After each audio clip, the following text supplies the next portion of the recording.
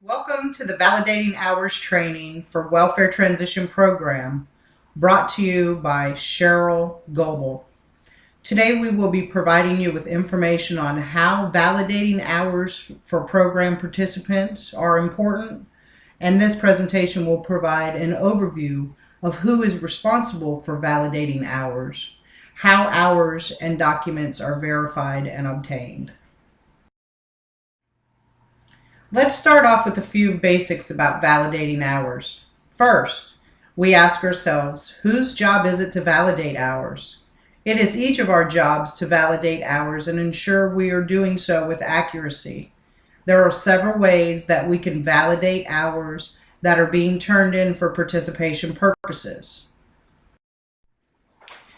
Now that we know whose responsibility it is to validate hours, let's talk a little bit about what can be used when collecting and reviewing documents and supporting information for participation.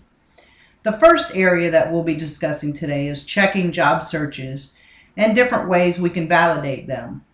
When participants are assigned to complete job searches, they are given instructions and told that each job search completed will need to have supporting documentation turned in along with the completed job search form. Once the job search form and backup documentation is submitted to the career specialist or the assigned staff member, we must then compare the job searches and the backup to ensure that each job search has backup to match for credit to be given. Staff may accept copies of completed applications, a business card or pamphlet, copy of an email response from the employer thanking the individual for applying, a printout from Employee Florida or My Tests, or an employer's signature on the job search form. Let's take a look at employment hours. When verifying employment hours, the staff member's best choice of validation would always be a copy of the pay stub, but it is not limited to only a pay stub. Timesheets can also be utilized, showing the pay days, number of hours worked, along with an employer signature. Staff may also contact the employer directly to speak with the HR representative or manager to confirm the hours worked by the participant. Worksite training hours for community service or work experience should also be validated by collecting timesheets confirming the hours worked and appropriate signatures to affirm the hours and authorization of the signer for each agency. It should be our best practice to always call the work site and speak to the supervisor to confirm the timesheet is valid and accurate. If a participant says they were unable to obtain the timesheet or time card from the work site, the staff member should make an attempt by phone to try to help validate the hours. All hours must be verified prior to entry into OSST. All participation JPRs must be supported by documentation filed in the hard or electronic record case file and have the verification recorded in a detailed case note in OSST. Also, when receiving documentation directly from the site or training supervisor electronically, the timesheet should reflect the supervisor or the instructor's signature, as the timesheet may be developed and completed off-site. For example, a corporate office or main headquarters. When validating hours, the data entry in the JPR section of OSST must be completed either daily, weekly, bi-weekly, or monthly for cases assigned to accountable activity. This will be determined by the staff member and the customer and noted in the individual responsibility plan. Also, for CAS cases, the hours of job search are actual hours in the activity, not a standard, and all job contacts should have supporting documentation to verify at least 10% of the job searches conducted. It is our practice locally to secure all backup documentation for every job search counted. Entries are never made in OSST based on customer's statement or previous participation patterns, within the exception of employment where the career specialist can project documented hours of employment.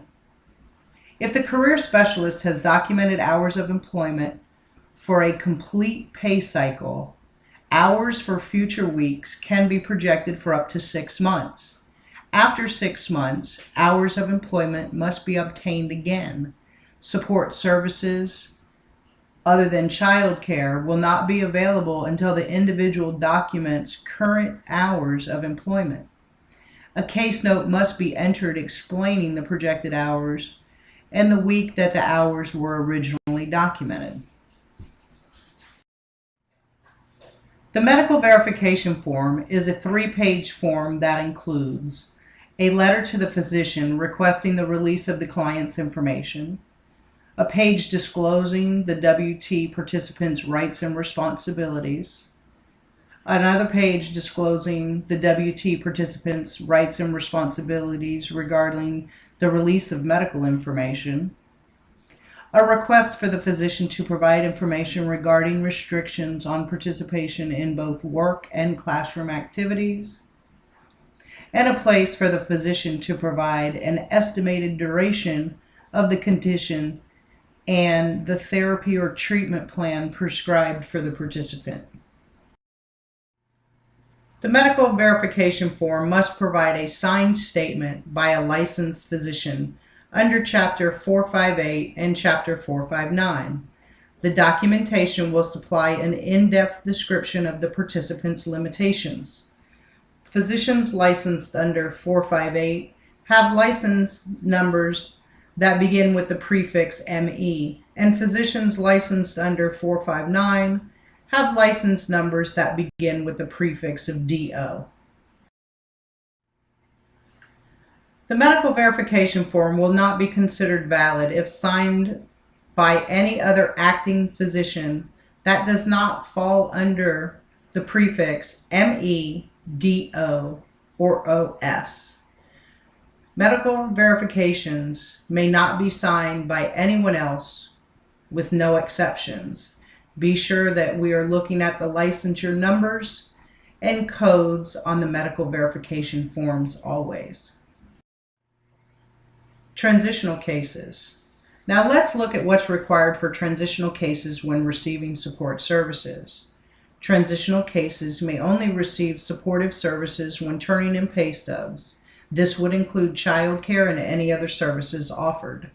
Services may not be issued or continued when the career specialist has to call the employer and verify the hours worked or conduct follow-ups.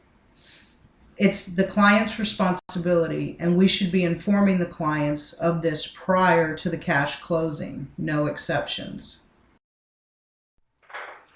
With JPRs being one of the primary focuses, let's take a closer look at some scenarios that might help to ensure full understanding.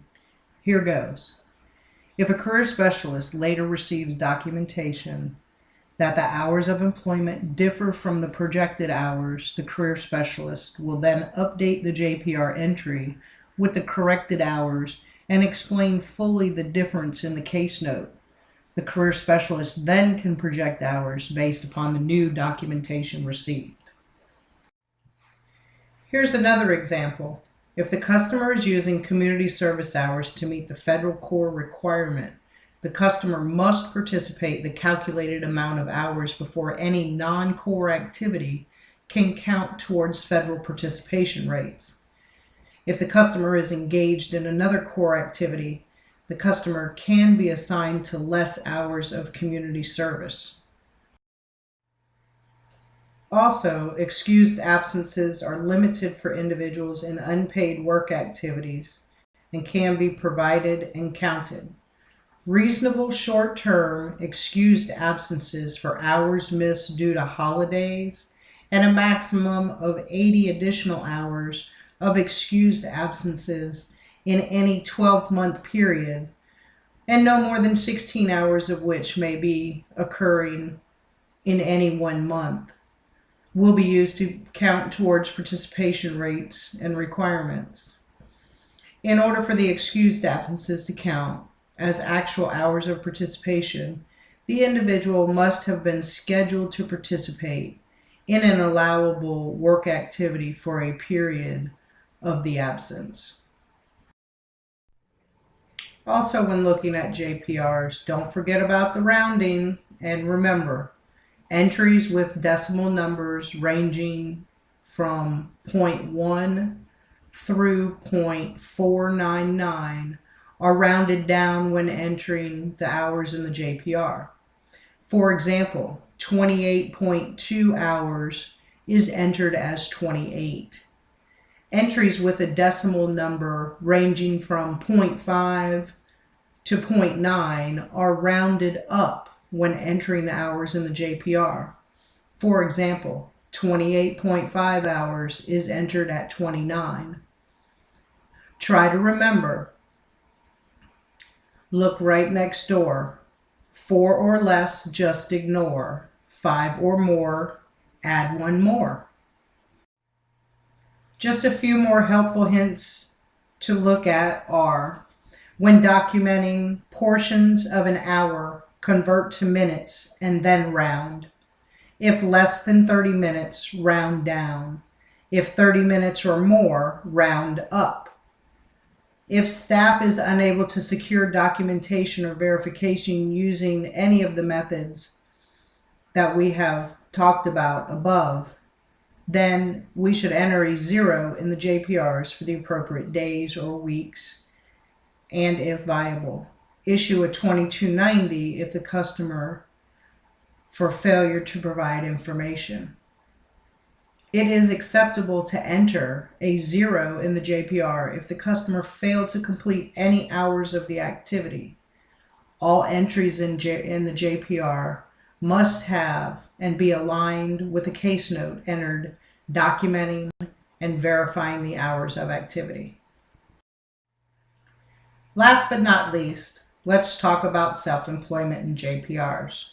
The following forms of documentation may be accepted for self-employment: business and accounting records, copies of invoices signed by the customer, business calendar noting appointments and pay received for services, statements from customers with their name and address noted.